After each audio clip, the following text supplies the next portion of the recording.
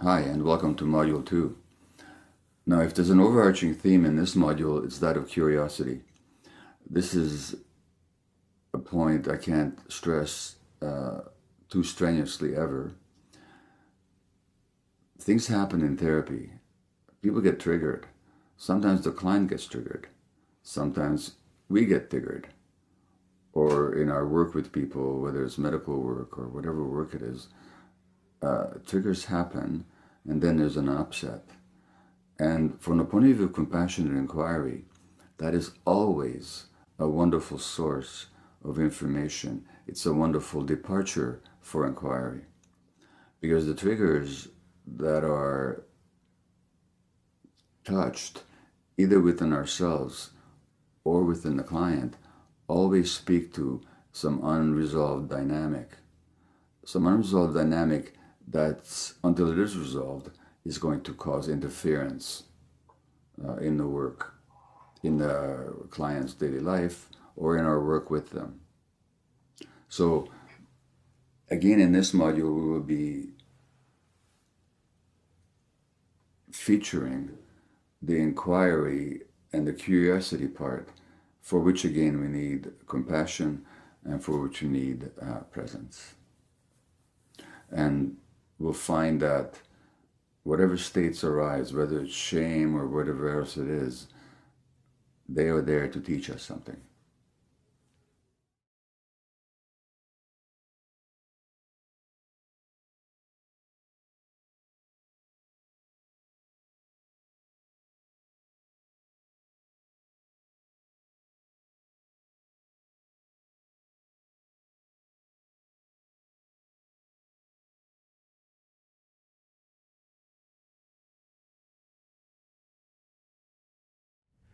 Welcome to the orientation to Module 2. The theme in Module 2 is triggers, pain, and shame. And some of the objectives for this module are to understand and notice when we're triggered, and to be able to comprehend exactly what a trigger is, and that what lies behind a trigger. What lies behind the trigger is much bigger than the trigger itself. So we take time to explore that in this module, and for the next couple of weeks you'll pay attention to your own triggers and really get curious about them and dig into why they're there and where do they start from. We'll also look at pain and shame, and the pain that often lies beneath anger. So quite often beneath anger you'll find sadness or hurt or pain. So we acknowledge that, and we take time to really create space to hold that, go into it, allow it to be there without suppression. In this module, there's an important teaching in compassion inquiry, which is to be able to distinguish an emotion or a feeling from a perception or interpretation. And this is a key piece. We always want to acknowledge and allow the client to go deeply into the feeling that's in the body, and to hold space for that, and to be able to express what's there. But we don't pay so much attention to the interpretation or the perception or the story around the feeling. That's not as important. What's important is allowing the feeling to sort of unwind or express itself. So if the client gives us an interpretation, we need to spend a little time with them to actually get to the feeling beneath the interpretation. So we learn how to do that. We also explore shame and its origin, and understand how that shame began early in childhood, and often it has nothing to do with what we actually did, but it's how we were treated that caused that shame. And in the practice section of this module, the quality that we'll be working with is self-awareness. And that self-awareness can really only develop when we give ourselves time and space to be aware. So self-awareness is enhanced if we have a daily practice. That might be sitting and meditating, or doing Tai Chi, walking in the woods or journaling, but having something that we do daily where we can actually take time to check in with ourselves and notice what's going on. And that developed self-awareness then comes in to help us when we're with a client, so that we're aware of our own bodies, our own sensations when working with a client, and that gives us more information about them. And the skills that we develop in Module 2 that we'll practice, there are 3 of them. The first is to encourage authentic feeling. So as I said, to get underneath the perception or interpretation into the body, what's the feeling? And to give the client lots of space to experience that feeling. That feeling is often the thing that was suppressed when we were children because it was painful. So we want to open up the space to really explore that feeling, feel that feeling, not suppress it. And then the third skill is to recognize when you're triggered. So we bring awareness to our own triggers, and we help the client take ownership for their triggers. And then the stepping stone that we are practicing in Module 2 is to give the client lots of space to experience and identify the feeling that is present, even if they can't name it, even if they can't put words to it. Sometimes these feelings are pre-verbal, and what's important is just to go into the body and hold space for whatever is there. And that can be enough. That can be very healing in itself. And then we don't make the client wrong for whatever feeling is there. All feelings are welcome. And we recognize the difference between a feeling or emotion and a perception and interpretation. And we teach the client the difference and have them be able to hold space for the feeling, but then question the interpretation or the perception. The number of hours for the videos with Gabor in the conversations and Gabor's teachings in this module is just over 2 hours. So this is much shorter than Module 1. And we encourage you in your dyads and triads this week to really practice holding space for feelings. And sometimes that's done in silence. Don't rush anything. Be present, be aware, and create spaciousness. So enjoy your time together.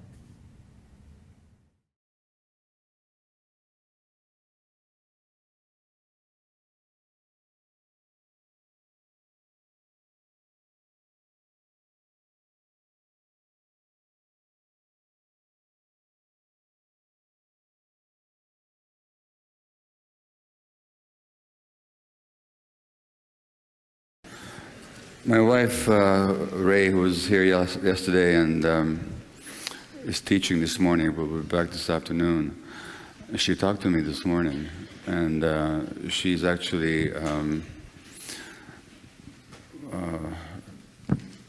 well, what I say about her is that I married my own lie detector.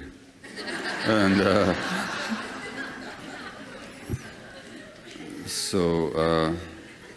and actually it's true, like way back when we met 50 years ago now,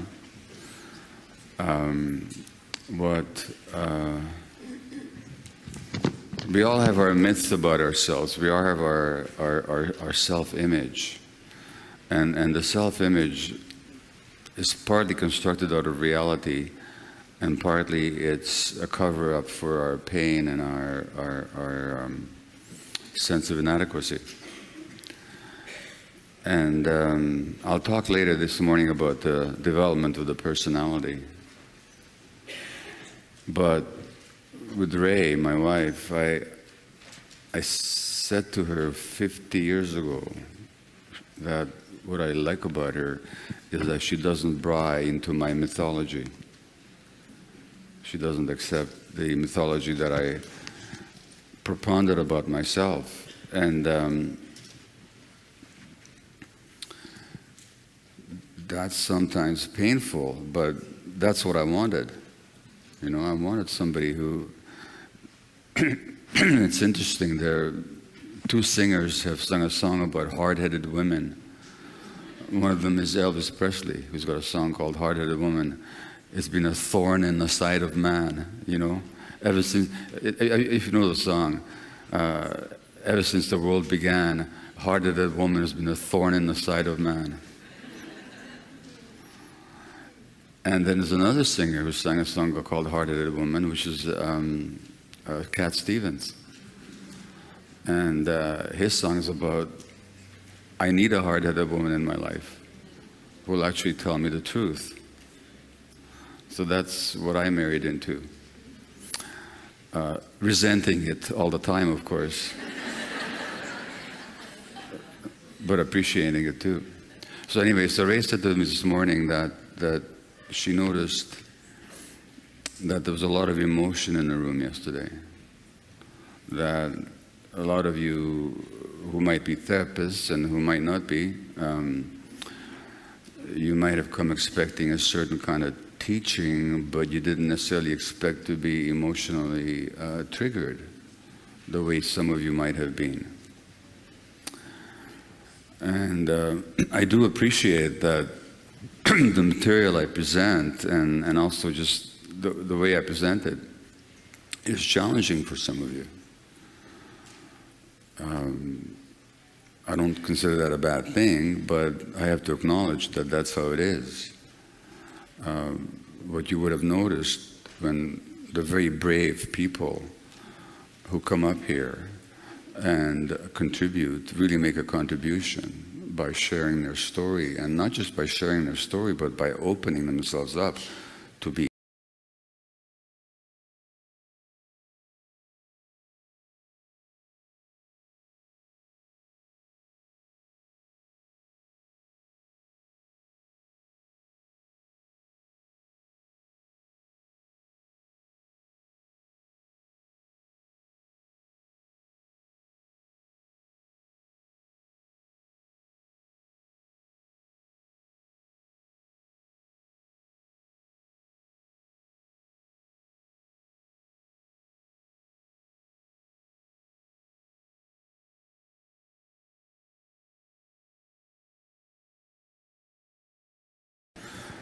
My wife, Ray, who was here yesterday and is teaching this morning, but we'll be back this afternoon. She talked to me this morning, and she's actually, well, what I say about her is that I married my own lie detector. And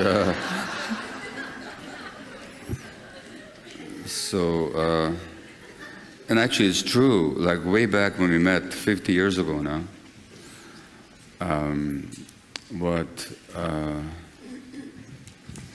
we all have our myths about ourselves. We all have our self-image. And the self-image is partly constructed out of reality, and partly it's a cover-up for our pain and our sense of inadequacy. And I'll talk later this morning about the development of the personality. But with Ray, my wife, I said to her 50 years ago that what I like about her is that she doesn't buy into my mythology. She doesn't accept the mythology that I propounded about myself. And that's sometimes painful, but that's what I wanted. You know, I wanted somebody who, it's interesting, two singers have sung a song about hard-headed women. One of them is Elvis Presley, who's got a song called Hard-Headed Woman. It's been a thorn in the side of man, you know. Ever since, if you know the song, ever since the world began, hard-headed woman has been a thorn in the side of man. And then there's another singer who sang a song called Hard-Headed Woman, which is Cat Stevens. And his song is about, I need a hard-headed woman in my life who will actually tell me the truth. So that's what I married into. Resenting it all the time, of course, but appreciating it too. So anyway, so Ray said to me this morning that she noticed that there was a lot of emotion in the room yesterday. that a lot of you who might be therapists and who might not be, you might have come expecting a certain kind of teaching, but you didn't necessarily expect to be emotionally triggered the way some of you might have been. And I do appreciate that the material I present and also just the way I present it is challenging for some of you. I don't consider that a bad thing, but I have to acknowledge that that's how it is. What you would have noticed when the very brave people who come up here and contribute, really make a contribution by sharing their story, and not just by sharing their story, but by opening themselves up to be questioned about their story, to be the subjects and objects at the same time of inquiry, where some raw stuff comes up. And my method, if you've noticed very much, is just to go right for the core of things. Now, which for me is part of compassion. And I'll talk about later about how I see compassion. But anyway, it's inevitable that in a large audience like this, you all come with your own stories, you all come with your own experiences, your own self-image, part of which is true, and part of which is your own defenses. And then when you see this kind of material presented the way I do it, you're going to get triggered. And what I can say about that to you is that, I'm going to ask, how many of you find yourself at some point triggered or emotional yesterday? Just raise your hands. You see, look around, okay?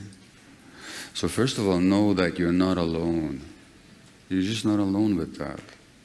It's just the nature of our existence, at least for reasons to do very much with how we live our lives in this culture, is that much of the material that actually makes us live the way we do is hidden from us. And of course, Freud, who had a lot of kooky ideas, but at the same time, he knew the truth that for most of us, we live our lives out of dynamics that we're not even conscious of.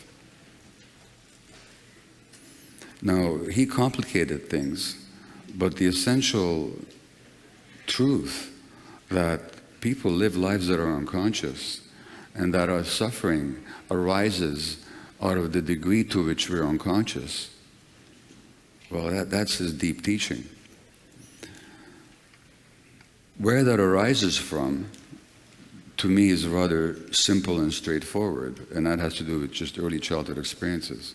In other words, we're programmed a certain way for reasons that I talked about and we'll talk more about today. And out of that programming, we live our lives, but programming is unconscious. And therefore, we do things for reasons that we don't know. And we're compelled to keep repeating our patterns, because those patterns are what helped us survive in the first place, so we're so afraid to give them up. But since they no longer serve their function, now they create suffering instead of protecting us. Now they make us suffer. But because such an early age, we had to learn that reality was difficult and painful. We were really afraid of reality, and so we just rather do anything than to face our reality sometimes. So in a workshop like this, people come up against their reality. And so if you're confused and foggy and befuddled or triggered, what's really happening is that your own reality is knocking at your door and saying to you, wake up. There's something here that you haven't realized. And that can be scary. And that's what it means to be triggered. These days, we talk a lot about, that's too triggering, I want you to think about the triggering image. What is a trigger? If you look at a weapon, The trigger is a very small part of the mechanism, isn't it? What there really is a weapon that's loaded, ready to fire, and it's got explosive in it, and it's got ammunition in it. That's you. Then you see something or hear something that happens here on stage that I might say that triggers you. Now in our society, we keep the focus on, oh, we mustn't trigger people. But actually, what should we really consider? Should we keep looking at triggers, which is like this tiny little thing? Or should we look at the loaded gun and the ammunition that we all carry and we're so afraid to actually look at? So there's two things I want to say. Like, on the one hand, it's really important that this material be presented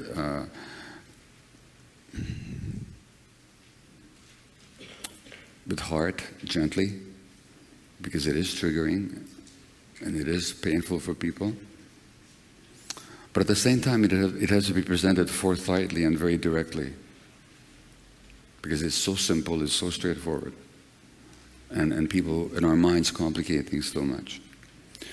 So I just want to acknowledge, first of all, those of you that have come up here and shared yourself. I also want to acknowledge all of you who have been triggered yesterday or felt something emotional upset. I don't consider that an unhealthy thing, but it's a difficult thing, and I just want to acknowledge the difficulty. And I want to acknowledge you for coming back today and being ready to face some more difficulty, because you surely will. I promise you that. At the same time, if you do get triggered and if you need help or support, come and talk to us, okay? Sataram, myself, her staff, Michael, or talk to somebody, okay? Because you're not alone, you're not crazy, there's nothing wrong with you. What permits me or encourages me to do work the way I do is I have a deep faith in people. I have a deep faith in that in all of us there's a healthy process, there's a healthy dynamic. In other words, I don't believe anybody's damaged goods. So while I talk about trauma, I do know that there's this healthy self in there. So we all carry several people inside of ourselves. We carry the wounded child, for sure, the traumatized child, and that trauma being that which constricts us. I'll say more about trauma this morning. But we also carry the healthy self that cannot be damaged.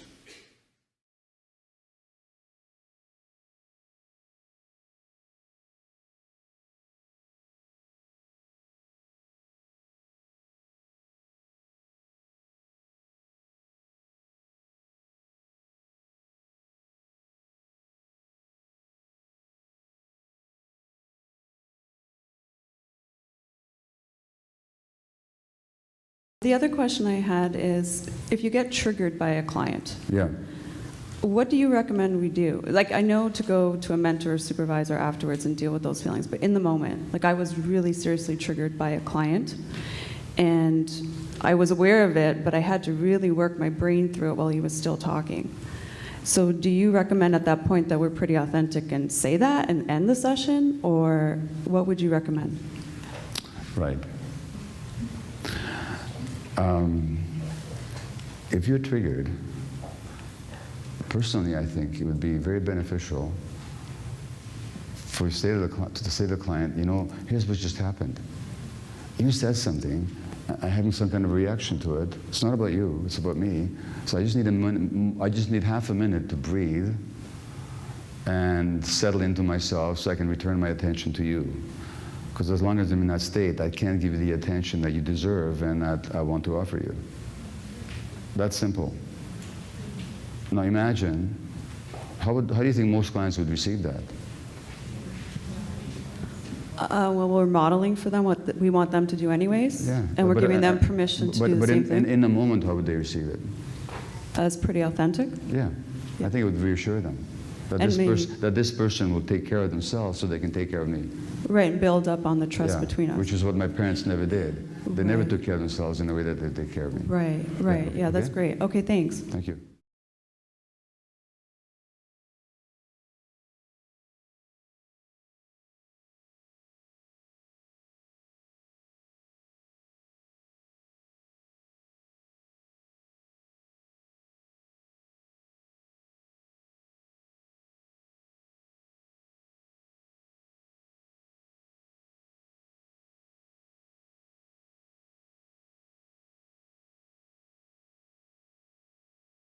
Consider the metaphor of a trigger. What is a trigger? When you consider a gun, a rifle, any kind of a weapon, a large weapon, how big a part of that mechanism is the trigger?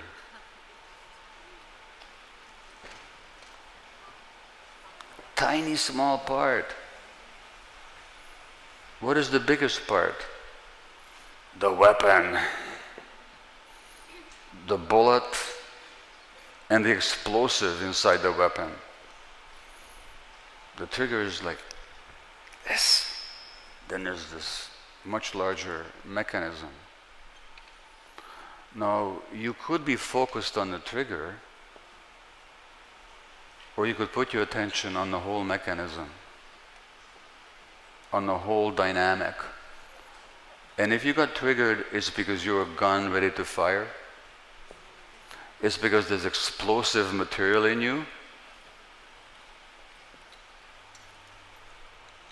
that you've been carrying all your life.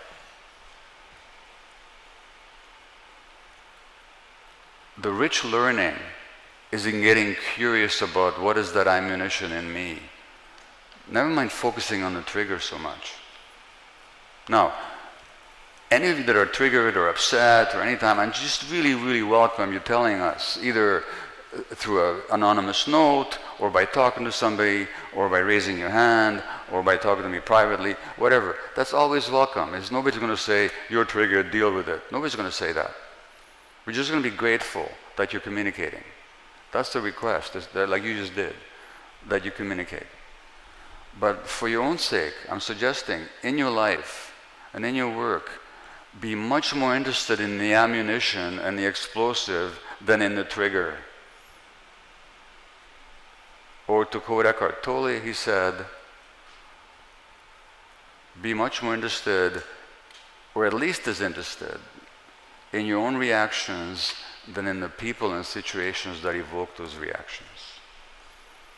So whenever you're activated and triggered, that's a great time to do inquiry with yourself. What is this all about for me? And that's how you learn to take responsibility for your present, in the present self.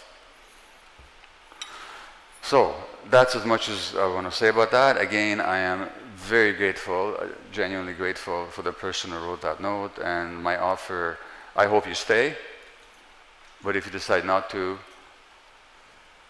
I'm certainly happy to honor my offer to you. Thank you.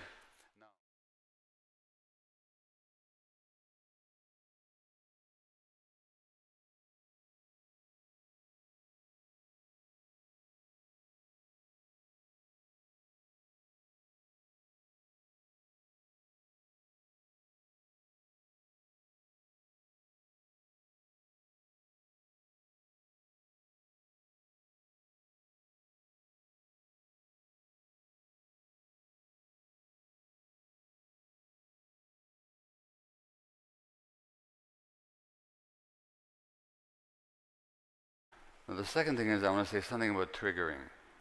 So I talked to you yesterday about, I read out the note from the person who said they were activated, triggered by the format and all that, and we talked about it.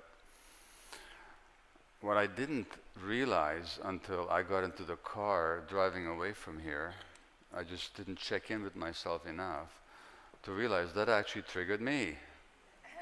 There was anger in me about that. How many of you picked up on that? Okay. John Lennon's got a song, "There ain't no way you can hide when you're crippled inside," you know?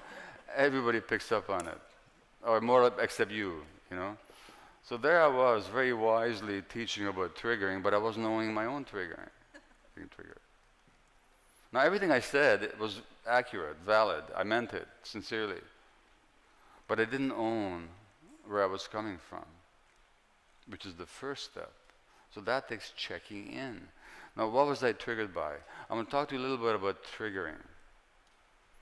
It is so important. It's the most important thing to actually deal with in your clients, because people come to you triggered all the time by their personal relationships, by whatever happens out there in life, by their memories and so on. And if all you do is you validate their emotions, you're doing them no good whatsoever. Well, that's not true. What I just said. You are doing them some good, because their emotions need to be validated. But it's not going to help them move forward. If they're going to move forward, because as long as they believe that I feel the way I feel right now, that this anger, this whatever it is because somebody said or did or didn't something, then what role are they still in? That of the victim. And you don't help people by leaving them in the victim role. It's your job to challenge that. When I say challenge it, I don't mean in a hostile way. I meant help them inquire into it. Now that song I played in the beginning yesterday, it all goes down in your mind. It all does go down in your mind.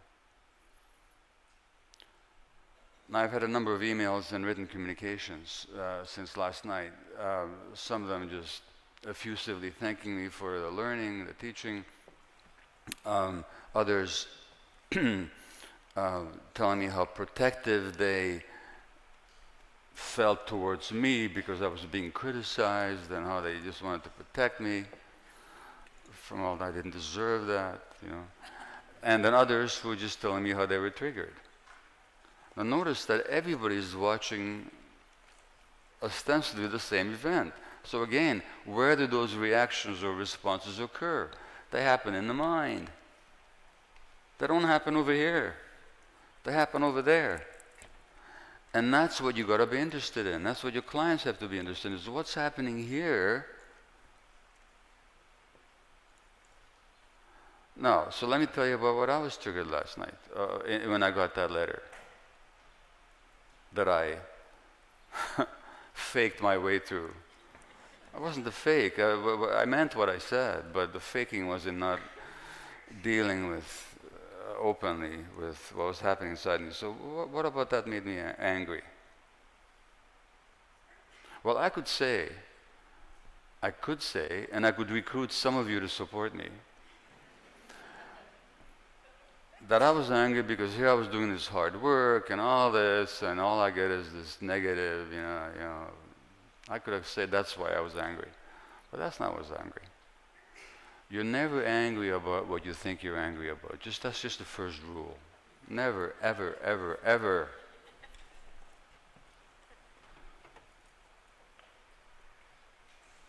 Because all that was happening was that the person was expressing their perception of their experience. That's all that was happening, which they have every right to do.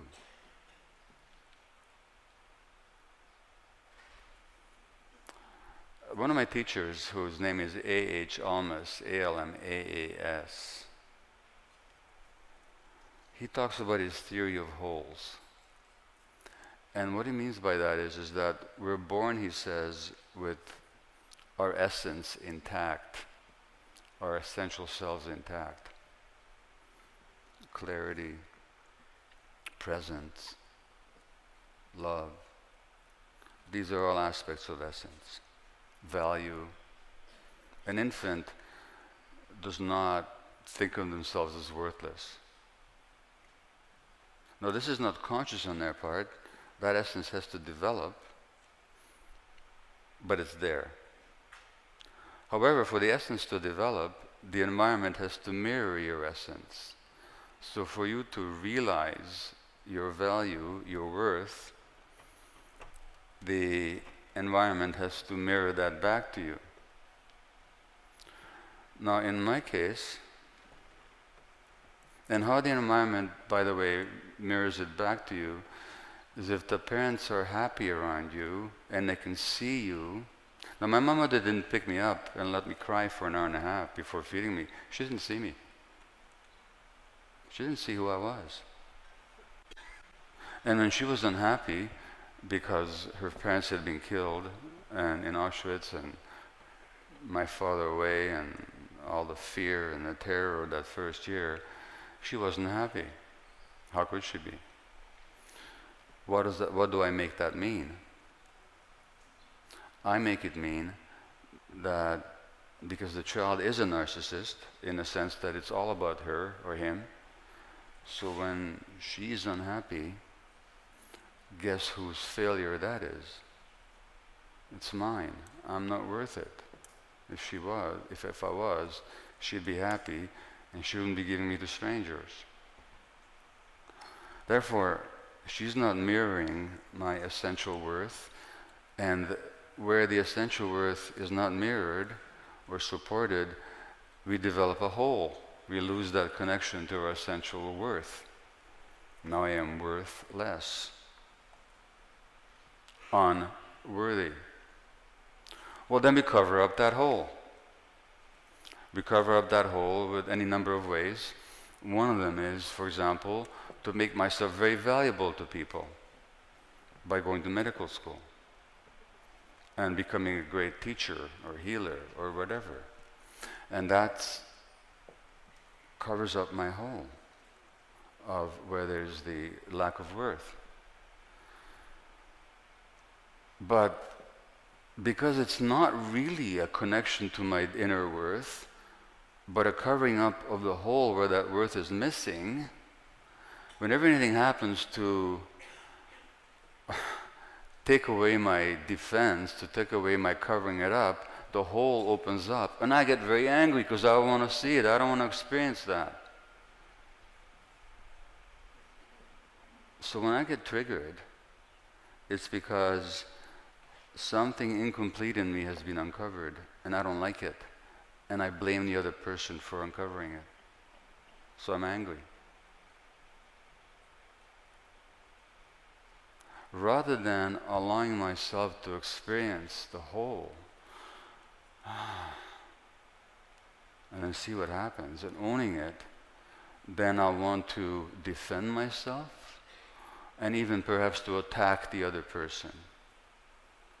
And this happens in relationships all the time.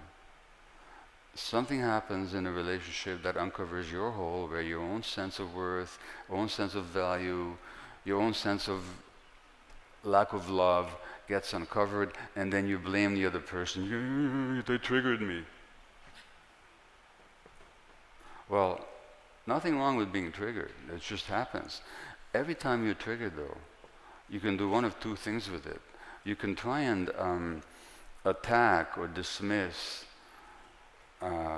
or get away from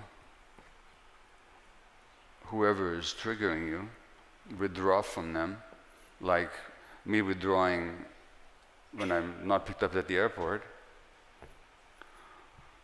Or you can stay with the emotion and work it through. Those are your choices. And as long as you do the first thing, as long as you withdraw or attack, you're simply perpetuating your victimhood. Are you really helping people when you just validate feelings without then guiding a gentle exploration of what that is all about for them? And that's why this same teacher of mine, I'm going to read you one of my favorite quotes by him. I just find it here. He's basically saying that the worst things that happen to you are the best things that can happen to you. And I already read you a quote about that, from Sadhguru. But he says, Alma says, your conflicts, all the difficult things, the problematic situations in your life are not chance or haphazard. They're actually yours. They're specifically yours, designed specifically for you by a part of you that loves you more than anything else. That part of you that loves you more than anything else has created roadblocks to lead you to yourself. So to consider that every time you get upset by quote unquote somebody or something, it's a part of you that guided you there because there's something you need to learn. So that part of you that loves you more than anything else has created roadblocks to lead you to yourself. A roadblock means you can't go that way.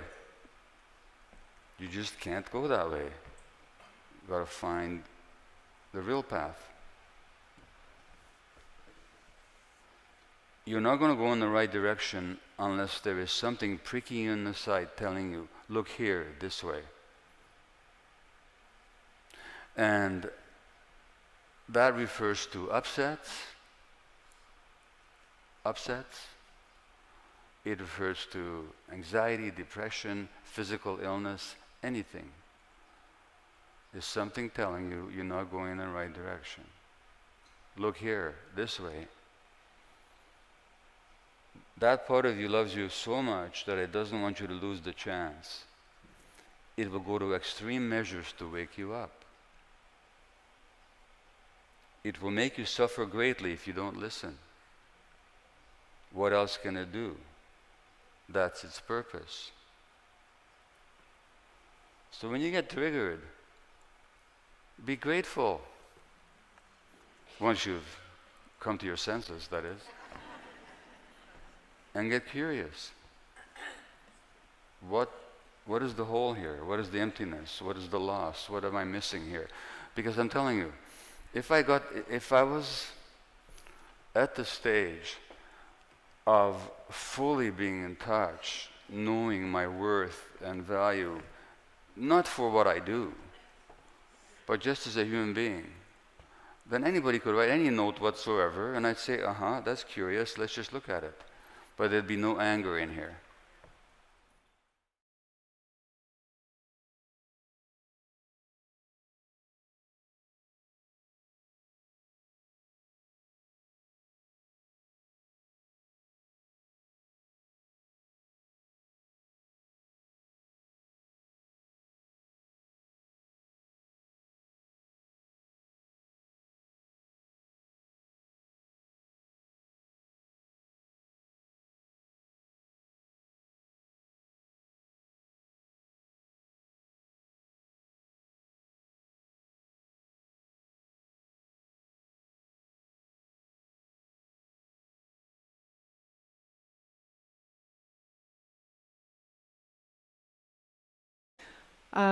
My question is about triggers. I am really grateful to everybody who's come up and shared so courageously. I know that myself and all of us have had lots of triggers this weekend, you included. I appreciate how generous you are with your vulnerability and asking us to hold you accountable. That's a really rare thing in leadership. I just want to really acknowledge that. Thank you.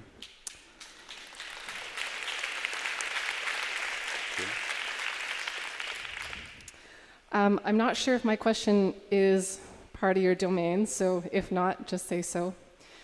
My experience is that when I'm with someone who's triggered, I sentiently feel the frequency of the trigger, and it opens mine up even before anything is spoken. What happens to you before anything is spoken? It opens... My triggers are activated. Your triggers are activated, by yes. the wavelength. Yes, of course. And so I'm just curious if you have anything to share about that. I've been trying to figure out how to manage that and how to be present with people so that I'm having less of that response. Okay, great. So, thank you. Nothing is more, just maybe have a seat, but hold on to the mic. Okay, thank you. So, nothing is more natural than that people triggered around you trigger you. That's just how we work. Dr. Dan Siegel is a great researcher, psychiatrist, and teacher, talks about interpersonal neurobiology. Now, one way to understand that term is that our brains are wired together, that our nervous systems are wired together. So when I'm in a certain emotional state, your nervous system is going to be triggered into that state. Unless I'm very well individuated. Unless I really know how to hold on to myself. And real individuation, or real I should say the word differentiation. We're truly differentiated when other people's emotional states don't dominate our own nervous system functioning. So when you're an infant, you have no differentiation whatsoever. When we grow into adulthood, and we're still not differentiated, when other people's nervous systems still take over or dominate our functioning, it means we haven't differentiated yet. Which is not a fault or a mistake. Development only happens when the conditions for development are right. So it just means that your conditions, and many of our conditions of development, were not supportive of our differentiation. So it's very natural, therefore, what you're describing. So, the first answer to the question is, what work can you do away from your clients that helps you become more differentiated, more connected to yourself, more confident in yourself, more able to hold on to yourself, regardless of what?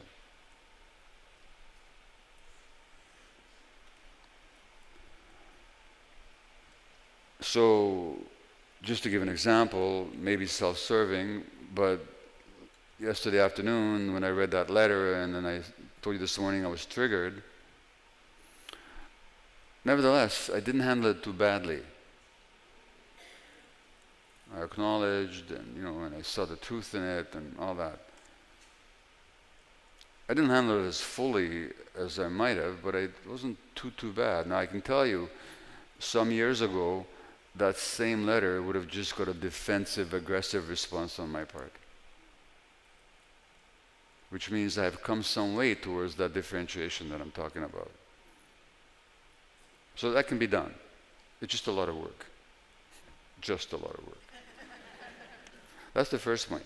But you want immediate help. So part of the answer is that we're talking about development here over time. So that just trust yourself that you're going to develop that as you learn to differentiate. But in immediate sense, what can you do about it? Let me just give you one technique.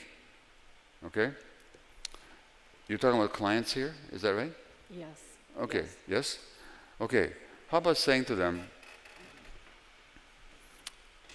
I really appreciate you coming to me for help and for the trust you're showing in me.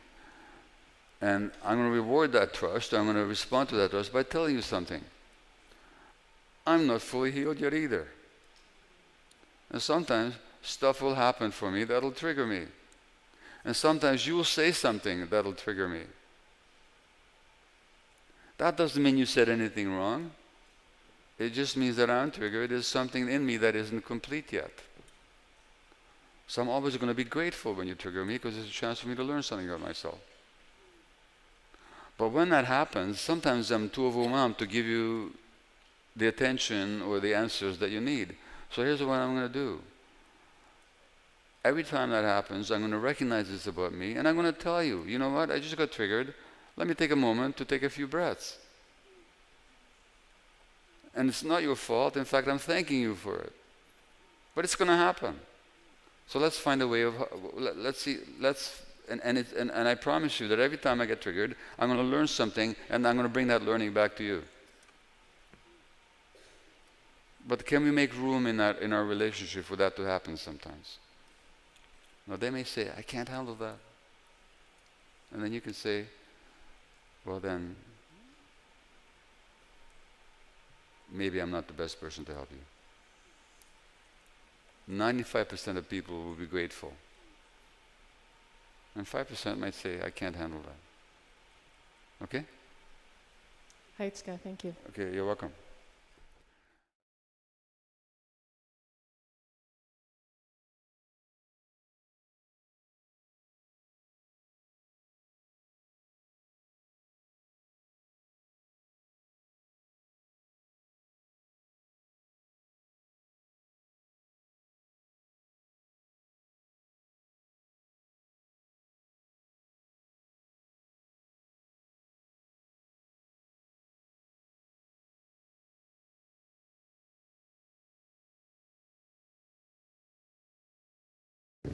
I'm gonna give you this little exercise is not original to me. Okay? But I like it. So if I said to you that you're a green bush, what would you do with that? I might ask you what you meant by a green bush. I mean, I'd say what? You don't know what a green bush is? Have you never seen a green bush? I've seen a green bush. Well, I'm saying you're a green bush. What are you gonna do with that? Okay, then I'm going to take it as a metaphor, perhaps. No, it's not a metaphor. No. I'm telling you, I'm not thinking metaphorically. I'm asserting that you are a green bush. Oh, I see. So Okay. I could say, I am not a green bush. You could say that, right? Yes. How would you feel about me saying that? I have no problem with you saying that. Okay, and what would you think of me in the process? I might think you're a little bit nuts. Right, thank you. Well, fair enough, okay. Because there's nothing in you that resonates with being a green bush. This is true.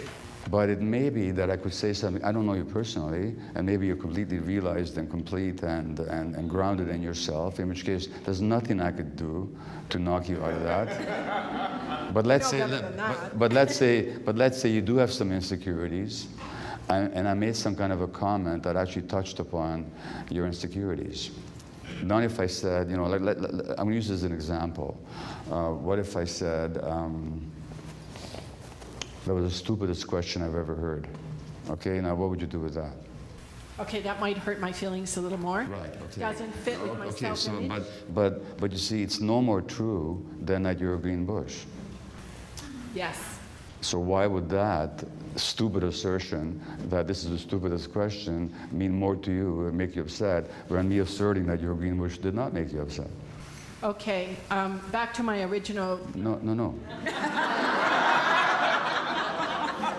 You don't get to do that here, okay? So If I had been told many, many times that I was asking stupid questions, I'd be probably more hurt. But but hold it. No, you're dancing a bit now, okay? I'm only going by what you told me. What's your name? Diane. Diane? Yes. Great, thank you, Diane. So what you told me was that if I asked you if you're green, if I asserted you're green bush, you would clearly see that I was off my rocker. Or you were very artistic. Yeah, something. But it would not evoke an emotional upset in you. On the other hand, if I said that was the stupidest question ever, you said you might feel hurt. Okay? That's what you said. Yes. Okay, so just stay with that. So what I'm asking is, why would the one leave you untouched and the other cause hurt for you? I think it would be because one would trigger nothing from my past, and the other one may trigger similar messages from the past. Not from the past. From the present and the past? From the present. Yeah. If it was only in the past, it wouldn't trigger anything. Oh, I see. Yes. If it was something that I was still hanging on to. That's right. Yes. Okay? Now, in regards to your question about homosexuality and social attitudes, if the child is absolutely secure, let me give you an example. My friend Gordon Neufeld, who's just the greatest developmental psychologist in the universe, the book we wrote together on parenting, he's just brilliant. His son, Shay, was playing soccer once, and Gordon, who was just leaning up against a tree, heard two older kids start talking to Shay in a very pejorative manner. He said, "Oh, you're a stupid little kid, look at you, in a stupid little uniform." And Shay said, and Gordon was just about to emerge from behind the tree as the father bear, but then he heard Shay say, "I'm not a stupid little kid. My dad says I'm a soccer player." Okay? Now, another kid with a less connection to his father and his parents would have felt bullied and humiliated. So it doesn't matter what's coming at you from the outside. If the security is there, so what I'm saying is that these gay friends of yours, their primary trauma, that voice would not have come from the outside. It would have come in their relationship with their parents. And if their parents had been really, really solid in their relationship with the child, not over being gay, but in general, right from the beginning, then those social statements would not have meant that much at all. That's what I'm saying. Yeah, I'm thinking of a particular example of a woman who is much older than me, whose father was a minister. So he was part of that society that was denouncing homosexuality. All right, so it doesn't... So it's I think it's both. So what I'm saying is that resilience, which is the capacity to not to be crushed by an experience, like when you're resilient and you have a piece of rubber and you squeeze the rubber, it'll spring back to its original size. Resilience in human beings is a function of relationship.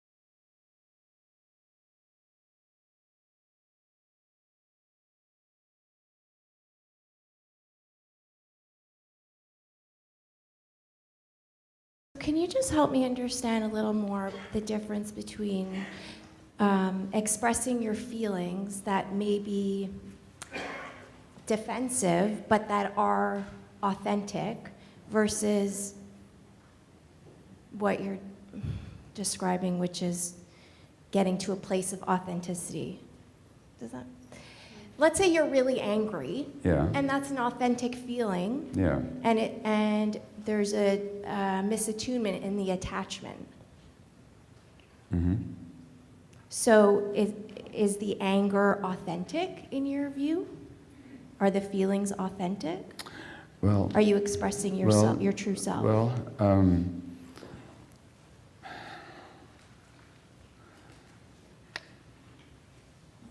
okay. You always have to accept that the anger is there. But simply to, so in that sense, it's always valid, okay? But, and I'll show you this later, the anger itself may be based on a whole false set of, a whole false assumption. Usually we think that somebody else makes us angry. That's the kind of situation you're describing, isn't it? When you're in a relationship and you get angry with somebody, is that what you mean? Let's say the person is like a chronic invalidator, like a parent, for example. A child's response would be to be angry. Yeah, well, that's fair enough.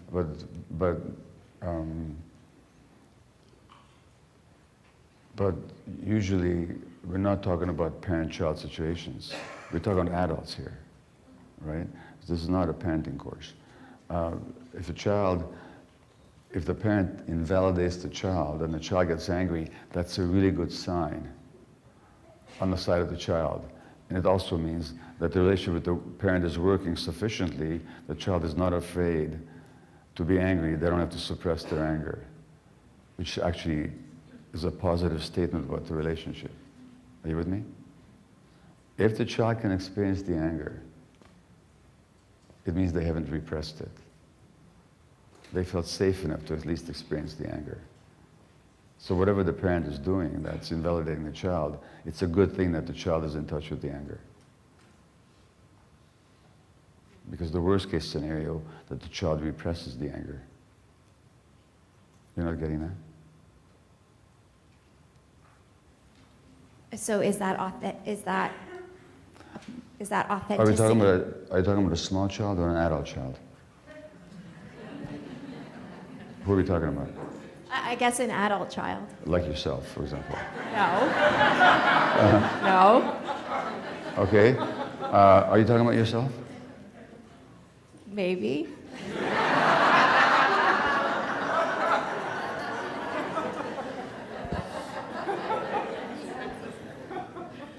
You see, now, what was the giveaway? What's your name?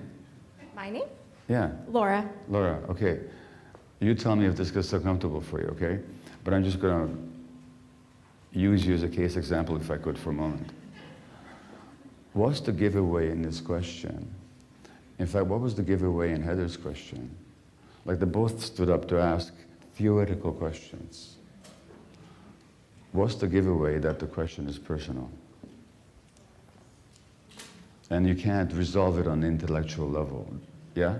They weren't related to exactly what we were talking about. Say it again? They weren't exactly related to what we were discussing. Yeah. And I didn't mean that. No, that's okay. And the answer I gave you is so simple, and you didn't get it. And Heather didn't get it either. And you did not get it because you're not smart. And you did not get it because I'm not articulate. You didn't get it because you defended. There's pain there for you. And that's the giveaway that the question is personal. Okay? Is that all right for me to say? Yeah, again, you're going like this. Now, here's my question to you. Laura, you said? If you want to resolve the issue, you'll come up and talk to me. If you don't want to do that, it's perfectly okay. But then I'll leave it at that. I understand that you've got pain, because this invalidation that you might experience now from your parent is also what you experienced as a child. So it triggers pain in you, triggers anger in you. Now, Eckhart Tolle says, I think I quoted this yesterday, but maybe I didn't, that wherever there's anger, there's always pain underneath. Wherever there's anger, there's always pain underneath it. So you don't just have anger here, you also have pain. And that pain is genuine, it's totally valid, okay? You don't need me to validate your anger, because there's pain underneath it. So you're experiencing pain. And if you want help to resolve the pain, I can do that with you. If you're not, I'll just leave it at this for the moment. Fair enough? But let's just recognize your pain here. And you should recognize your pain. Because that's what's underneath the anger. Fair enough?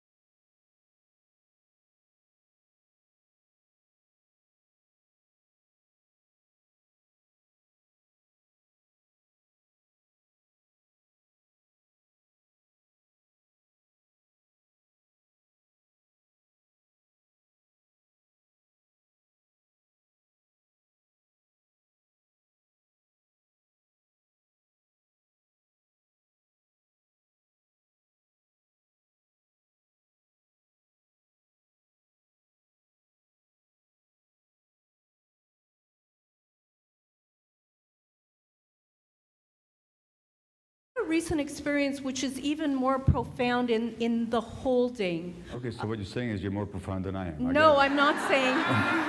I'm saying I've witnessed something that is very profound. Yeah. And I think it's very profound that you can sit and make a shift with a client, but I think from the perspective of what we can do as a community to hold a new belief, create something that I think is hard to establish on a single person clinical meeting. And it seems to me that what we really are lacking is the profound holding of shame in our culture in general. Like to do that in a way that allows people to shift because collectively we understand that that the injuries exist and that we can be compassionate with those people collectively. So when I say I've had a profound experience, it's just something that I was lucky enough to witness, seeing a group profoundly hold shame seems to be so riveting for the people who are able to experience something like that. And from the perspective of an individual clinician to a client, I think we are constantly failing our clients because we're saying, you'll do this work in the session and then you go out and you now integrate that. And I think it's the integration piece. The fact that now they have to go out and they have to carry that new message for themselves, when I think actually from a cultural perspective, the shift has to happen with all of us to carry that. Okay, well, fair enough. Fair enough. And of course, this conversation with Elizabeth took place in a group setting. It wasn't a private session. There were 50 other people there, and they shared in that experience, and that is very profound. And much of the work that I do, when I do therapeutic work, most of the time I'm not doing therapeutic work, or I'm working with, like yesterday in Moncton, I was working with something like 300 people. And these kind of conversations took place in front of 300 people. And that group, of course, is profound because implied in your comment is that we're social creatures. And our brains are social organs. So the UCLA psychiatrist and writer and thinker Daniel Siegel talks about interpersonal neurobiology. And interpersonal neurobiology means a number of things. When they came up with the term, what they meant was that it's, let me just hide this cord for a moment. So what they meant by it is that to understand neurobiology, you can't just look at it from the perspective of biology, but you have to bring in all these other disciplines of psychology, sociology, history, psychiatry, anthropology. So all these fields to understand how a person's nervous system functions, you have to have some input from all these fields of study, because we're social creatures. But to me, there's a deeper meaning to that phrase, which literally means that our biology and the biology of our nervous system is actually modulated by our interactions with the people in our lives and in the culture that we live. So that you're quite right. And so that the culture of shame that we live in, and mostly it's a culture that shames some people, and on the other hand, denies the shame at the very heart of the culture. And that is a toxic effect on people. But of course our role is, we're not going to go out there and after this session and lead demonstrations in front of City Hall. No more shame, you know? So our role is still, our dilemma is still, this is the culture that we are functioning in. And so our role is still, but given that that's how it is, what do we do as therapists and counselors and people that work with people? So while I agree with you, I just don't know quite what to do, other than whatever platform I get, I talk about these things, and I have a rather, how can I say, noticeable platform, but it's far from being heard by most people, so that's just how it is.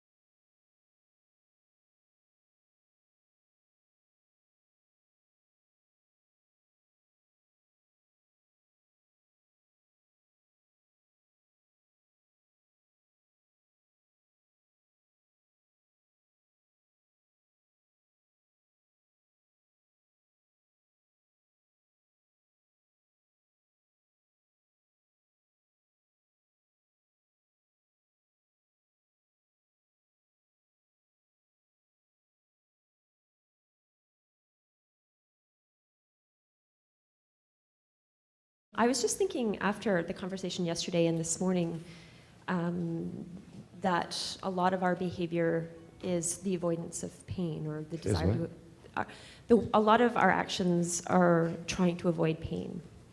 And yesterday, the conversation, there's a lot of conversation around culture and doesn't culture influence us? Can't culture traumatize us? And I was thinking this morning, you know, Ernest Becker, one of his books was called Escape from Evil, and it's the cultural story of trying to avoid pain and vulnerability. And so I guess the two are so interlinked. And I'm wondering, I don't know if you've ever thought or if you could comment on activism, because a lot of activism is about finding somebody else to blame, and there's, in a lot of cases, not a lot of sense of responsibility or insight into how we all are participating in this pattern of trying to avoid pain. There's just one word that I missed that you said. If I thought about such with an A, what did you say? Activism. Political activism. Well, okay, I can answer that question. My only problem with answering it is that going to promote what you came here to learn? Or would that just be an interesting social commentary on my part? How many of you are interested in the question of activism? Yeah, so that's my problem. Okay? But let me just quickly tell you, since you asked. I'm going to spend a minute on it, okay? So I've been a political activist, and every once in a while I continue to be. So I guess just I'll give you one very personal example. So one of the issues for me, being a Jew, the question of Israel-Palestine is always, and I used to be a Zionist. One of my ways of overcoming my self-hatred as a Jew was to become a Zionist, which is another kind of self-hatred, but that's another story, okay?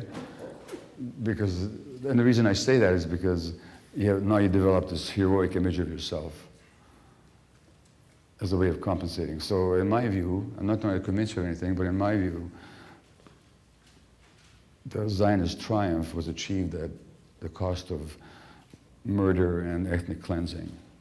And it continues to be. So I've written about that publicly for the Globe and Mail and Toronto Star, and you know, talked about it. So I'm not necessarily popular in some circles. And since I cut from the inside, and I know the Zionist story inside out, because I used to articulate it, it's very difficult to argue with me, you know. So I was always right in terms of the facts, as far as I'm concerned. You know, the facts are the facts. I don't know. But who I was a very angry person. And I thought I was angry about the Palestinians and what's happening with them. Until I realized, no, I wasn't. I was identifying with them as people whose story has been disregarded, who weren't seen for who they are. Who am I talking about? I'm talking about my own infancy. As long as unresolved emotions inform your activism, how do you think my fellow Jews would listen to me when I'm speaking with that anger at them for believing something else? It's not a very effective form of activism. So if you're going to talk about activism, it's like talking about therapy. Deal with yourself. Now, that doesn't mean that, no, there's certain things, like on that issue, you could have the patience and compassion of the Buddha and the infinite merciful love of Jesus Christ and the humility of Moses, and still, if you stated the facts, a lot of people would be angry with you just because they're too defended. You're not responsible for that, but you are responsible for who you are when you speak your truth. That's what I would say about activism. And I wasn't even aware of it, which did not advance anything I wanted to achieve. Okay? I don't know if that answers your question, but that's what I say about it.